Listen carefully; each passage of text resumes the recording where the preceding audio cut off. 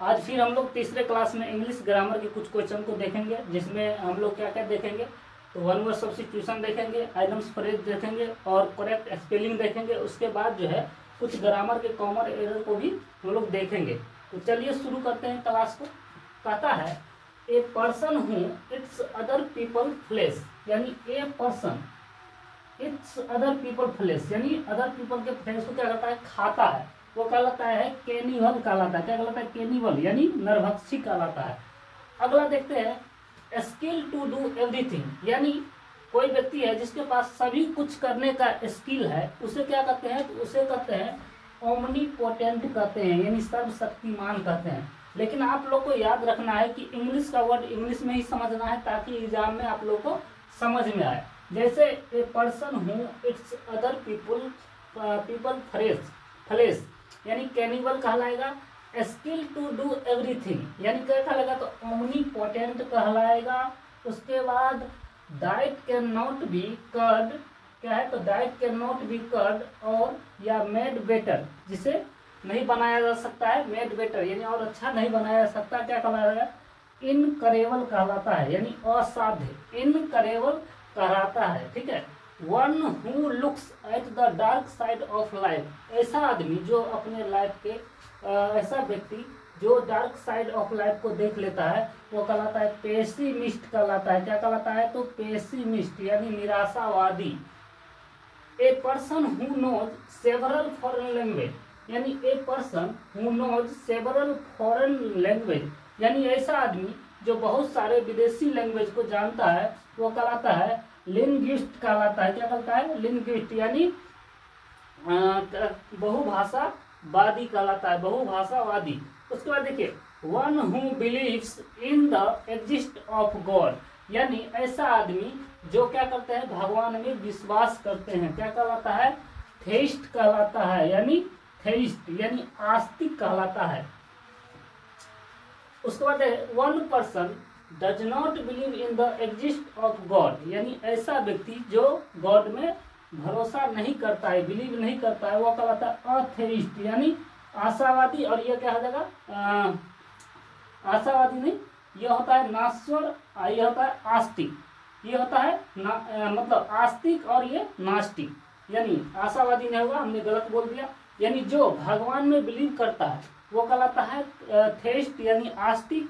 जो भगवान में बिलीव नहीं करता है अथेइस्ट कहलाता है, यानी नास्तिक कहलाता है। उसके बाद देखिए कुछ जो है वर्ड है, यह वर्ड जो है एग्जाम में पूछे जाते हैं। अगर आप लोग को पूछेगा और इसका पूछेगा कि कौन सा वर्ड इसमें से करेक्ट है, इसके स्पेलिंग में गलत करके देगा, आप लोग को 4 ऑप्शन देगा, जिसमें से एक सही रहेगा।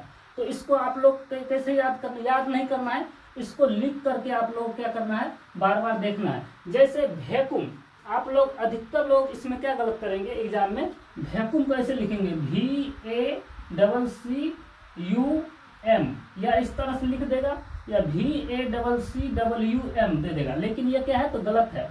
वैक्यूम का सही स्पेलिंग क्या है, तो VACWM, ये क्या होता है, वैक्यूम होता है। ठीक है।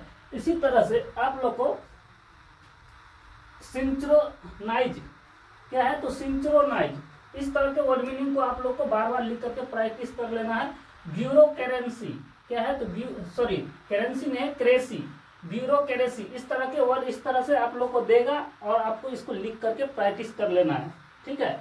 अगला देखते हैं सिटिंग ऑन द फेंस का अर्थ हो गया बिटवीन टू ओपिनियन, यानी बिटवीन टू ओपिनियन का अर्थ क्या होता है, दो लोगों का विचार। ओपिनियन मतलब क्या होता है, भाव विचार प्रकट करना। तो यानी सिटिंग ऑन द फेंस का अर्थ होता है बिटवीन टू ओपिनियंस, यानी दो विचार पर होना। उसके बाद देखिए to wash dirty linen in public, यानी टू क्या करता है, वॉश करता है डर्टी लाइनेन इन पब्लिक, यानी कोई व्यक्ति होता है जो गंदे वर्ड का लाइन का प्रयोग जो है पब्लिक के बीच में कर देता है, कुछ लोगों के बीच में ही कर देता है। इसे कहते हैं private things in front of other people, यानी कोई ऐसा बात है जो लोगों के बीच में नहीं करना चाहिए, लेकिन वो बात भी उस जैसे लोगों के बीच में कर देता है। अगला देखते हैं between the devil and the deep sea, यानी between the devil and deep sea का अर्थ होता है इन अ डिलेमा होता है। क्या होता है? डिलेमा। इन अ डिलेमा होता है। क्या होता है? तो dilemma. Between the devil and the deep सी, इसका अर्थ होता है इन अ डिलेमा होता है। अगला देख लेते हैं, लेआउट। लेआउट का अर्थ होता है एक्सपेंस। एक्सपेंस मतलब क्या होता है? खर्च करना। क्या होता है? खर्च करना। यानी लेआउट मतलब होता है एक्सपेंस। इंग्लिश में ही वर्ड को समझेंगे। उसके बाद देखिए फ्री हैंड। फ्री हैंड का अर्थ होता है कंप्लीट लिबर्टी, यानी खुला छूट होना, यानी खुला छूट या खुला हाथ। ठीक है, तो हम लोग इसीलिए कहते हैं इंग्लिश का, इंग्लिश में समझिए फ्री हैंड का अर्थ क्या होता है? Complete liberty. उसका देखिए टर्न डाउन। टर्न डाउन का अर्थ क्या होता है? रिजेक्ट होना। क्या होता है? तो रिजेक्ट। टर्न डाउन का अर्थ क्या होता है? रिजेक्ट। अब हम लोग कुछ ग्रामर के कॉमन एरर को भी देखेंगे। देखिए टू मच के बाद जो है नाउन का प्रयोग होगा। क्यों होगा? क्योंकि हम लोग जानते हैं टू क्या है? टू है एडवर्ब। क्या है? तो टू है एडवर्ब। और यहाँ पे मच क्या है? तो मच है एडजेक्टिव। क्या है? तो मच है एडजेक्टिव। यानी यहाँ पे टू है एडवर्ब और मच है एडजेक्टिव, और एडजेक्टिव के बाद जो है नाउन जो है क्वालिफाई करता है। क्या करता है? तो नाउन आएगा, नाउन। अगर इस नाउन के जगह अगर एडजेक्टिव दे देगा तो क्वेश्चन में क्या हो जाएगा? तो गलत हो जाएगा। लेकिन नाउन क्या होगा? तो सही हो जाएगा। इसी तरह नीचे वाले रूल को देखते हैं, मच टू प्लस एडजेक्टिव। इसका अर्थ ये हुआ कि यहाँ पे मच क्या हो गया? पहले आ गया एडजेक्टिव, उसके बाद आ गया एडवर्ब। एडवर्ब आ गया। अब देखिए यह क्या है? तो यह एडजेक्टिव। एडजेक्टिव के बाद आया एडवर्ब, और एडवर्ब के बाद क्या आता है? तो एडवर्ब के बाद आता है एडजेक्टिव आता है। यह रूल आप लोग को याद रखना है। ठीक है, एडजेक्टिव के बाद नाउन आएगा, जबकि एडवर्ब के बाद एडजेक्टिव आएगा। आपको याद रखना है। अब हम लोग कुछ और देख लेते हैं कॉमन एरर को। Had better. क्या है? तो had better, had rather, would rather, sooner than. Had better, had rather, would rather, sooner than, rather than, उसके बाद नथिंग बट। इसके बाद कभी भी टू का प्रयोग नहीं किया जाता है। किसका प्रयोग नहीं किया जाता है? अगर इतना वर्ड है, अगर इसके बाद टू लगा है तो ये क्या हो जाएगा? गलत हो जाएगा। जैसे में कहेगा he had better to go. Example हम लोग देखे आप लोग को समझा देते हैं। जैसे आपको क्वेश्चन देगा he had better to go, इस तरह का आप लोग को सेंटेंस दिखेगा। आप लोग को दिख रहा है कि नहीं दिख रहा है? एक बार हम देख लेते हैं। दिख रहा है।